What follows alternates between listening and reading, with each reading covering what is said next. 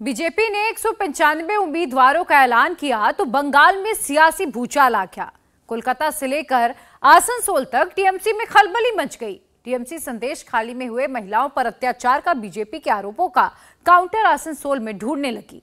Bhojpuri singer और आसनसोल से BJP के प्रत्याशी टीएमसी के नेता रातों रात ट्रेंड कराने लगे।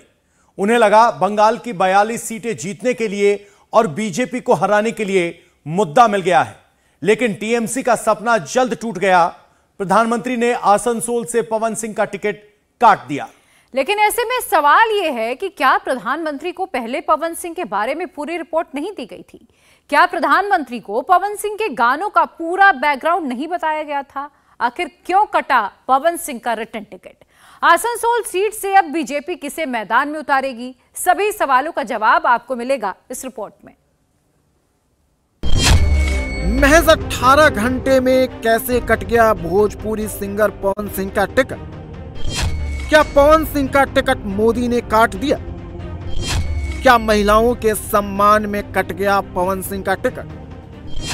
आसनसोल से भोजपुरी सिंगर ने चुनाव लड़ने से क्यों किया इनकार? इधर बीजेपी ने आसनसोल से पवन सिंह के नाम का ऐलान किया। उधर जिम में ही पवन सिंह जश्न मनाने लगे, उन्हें बधाइयां मिलने लगी।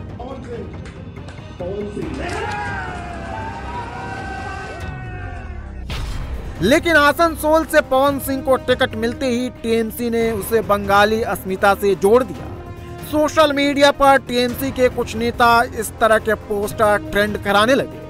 सोशल मीडिया पर बंगालियों से संबंधित गाए हुए गाने के पोस्टरों की बाढ़ आ गई। शाम से सुबह होते होते आसनसोल से कोलकाता और फिर दिल्ली तक सियासी गलियारे में पवन सिंह और उनके गाने का पोस्टर छा गया।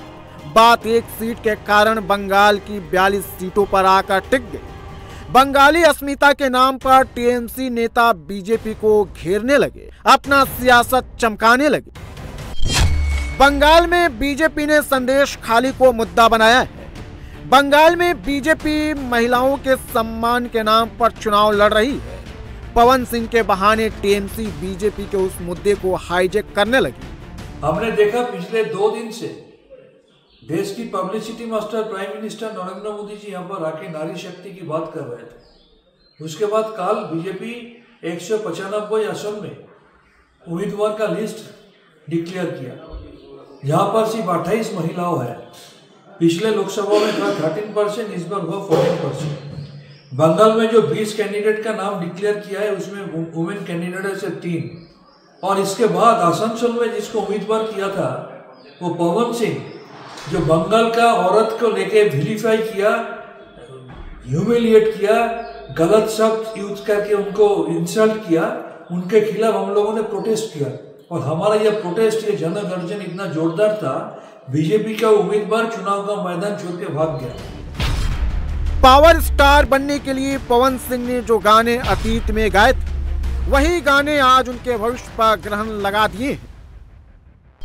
पवन सिंह पर बंगालियों से नफरत करने का आरोप लगने लगा। बंगाली महिलाओं को बदनाम करने का आरोप मढ़ा जाने लगा। प्रधानमंत्री मोदी तुरंत एक्शन में आ गए। उधर बंगाल के नेताओं ने तुरंत जेपी नड्डा को पूरी रिपोर्ट भेजी। नड्डा ने पीएम मोदी से बात, फिर मोदी ने फैसला ले लिया। पवन सिंह का आसनसोल से टिकट कट गया।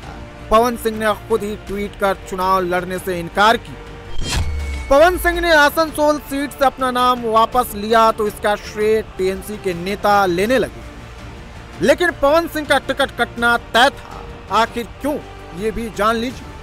जिस संदेश खाली में टीएमसी नेता शाहजहां का महिलाओं के ऊपर अत्याचार के खिलाफ मोदी एक दिन पहले बिगुल फूंक कर आए थे, वही कारण बना पवन सिंह का टिकट कटने का। संदेश खाली की बहनें इंसाफ की गुहार लगाती रही, लेकिन टीएमसी सरकार ने उनकी एक नहीं सुनी। बंगाल में स्थिति ये है कि यहां पुलिस नहीं बल्कि अपराधी तय करते हैं कि उन्हें कब सरेंडर करना है, कब गिरफ्तार होना है।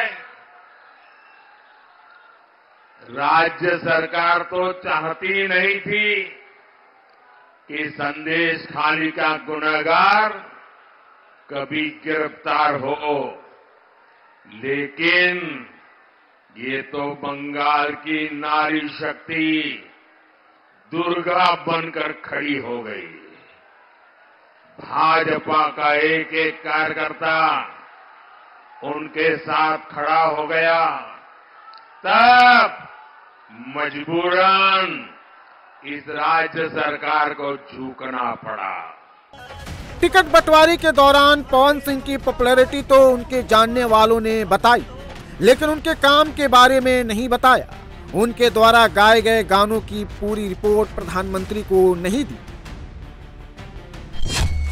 और जैसे ही पवन सिंह की पूरी रिपोर्ट मोदी तक पहुंची, पवन सिंह को पीछे हटने का मैसेज पहुंच गया, क्योंकि प्रधानमंत्री मोदी महिलाओं के अपमान से समझौता नहीं कर सकते और ये काम सिर्फ मोदी ही कर सकते हैं। महिलाओं का अपमान करने के आरोप भर से ही कैंडिडेट के नाम का ऐलान कर उसका टिकट सिर्फ मोदी ही काट सकते हैं, क्योंकि पवन सिंह बीते 2 सालों से चुनाव लड़ने की तैयारी कर रहे थे। आसनसोल से उन्हें टिकट भी मिल गया, वो चुनाव लड़ने की तैयारी भी शुरू कर दिए थे, लेकिन टीएमसी ने महिलाओं के अपमान के नाम पर उन्हें घेर लिया। पवन सिंह ने पहले टीएमसी की तरफ से वायरल किए जा रहे सभी पोस्टर और गाने को फर्जी बताया। टीएमसी नेताओं पर घटिया सियासत करने का आरोप लगाया, लेकिन चुनाव लड़ने से तब तक इनकार नहीं किया जब तक दिल्ली से उन्हें पीछे हटने का मैसेज नहीं मिला। तो इस बार अगर उसी औसत से आ जाएं तो 200 कहा था तो 70-75 पर निभ गए। अब 400 पार कह रहे हैं तो यहाँ भी उन्होंने 150 पौने 200 पर निपट जाएंगे, इससे आगे नहीं बढ़ सकते। शत्रुघ्न सिन्हा फिलहाल आसनसोल से टीएमसी सांसद है और ममता बनर्जी उन्हें दोबारा आसनसोल से मैदान में उतार सकती है। 2019 में आसनसोल सीट बीजेपी जीती थी। बाबुल सुप्रियो बीजेपी के टिकट पर चुनाव लड़े थे, लेकिन अक्टूबर 2021 में बाबुल सुप्रियो ने सांसदी से इस्तीफा दे दिया और पाला बदलकर टीएमसी में शामिल हो गए। इसके बाद अप्रैल 2022 में उपचुनाव हुआ और शत्रुघ्न सिन्हा इस सीट को बीजेपी से छीनकर टीएमसी के झोली में डाल दिए। और बिहारी बाबू शत्रुघ्न सिन्हा को टक्कर देने के लिए बीजेपी बिहार से भोजपुरी सिंगर पवन सिंह को लेकर आई थी, लेकिन अब बीजेपी को नया उम्मीदवार ढूंढना पड़ेगा जो टीएमसी से इस सीट को छीन सके। खाली ভেবেছিল যে বোধহয় ওই নন বেঙ্গলি ভোট আছে সেটাকে কোনোভাবে ক্যাশ করা যাবে, সেই জন্য পবন সিং একজন পপুলার সিঙ্গার, উনি যে ধরনেরই গান গান কারোর তাতে কোনো আপত্তি নেই, উনি গান, কিন্তু যে মানুষটার গানেতে প্রত্যক্ষভাবে এবং একদম নাম দিয়ে বাঙালি মহিলাদেরকে সম্বন্ধে কুরুচিকর শব্দ আছে, তাকে কিভাবে বিজেপি প্রথমত ভোটে না পায়। आसनसोल सीट को बंगाल का द्वार कहा जाता है। आसनसोल संसदीय क्षेत्र में बड़ी संख्या में हिंदी भाषी वोटर्स रहते हैं और इनकी संख्या करीब 50% है और जिसे हिंदी भाषी का वोट मिला जीत उसी की पक्की है। यही कारण है कि बीजेपी हो या फिर टीएमसी दोनों ही हिंदी भाषी को प्रत्याशी बनाकर इस सीट को जीतने की कोशिश करती रही है। 2022 में उपचुनाव में टीएमसी से शत्रुघ्न सिन्हा मैदान में उतरे थे तो बीजेपी की तरफ से अग्निमित्रा पॉल प्रत्याशी थी।